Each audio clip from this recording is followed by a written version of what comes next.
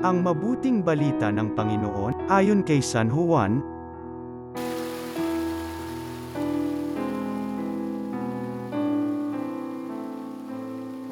Noong panahong yun, sinabi ni Jesus sa kanyang mga alagad, "Tandaan ninyo, malibang mahulog sa lupa ang butil ng trigo at mamatay, mananatili itong nag-iisa.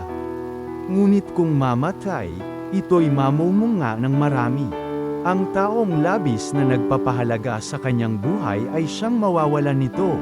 Ngunit ang napupuot sa kanyang buhay sa daigdig na ito ay siyang magkakaroon nito hanggang sa buhay na walang hanggan.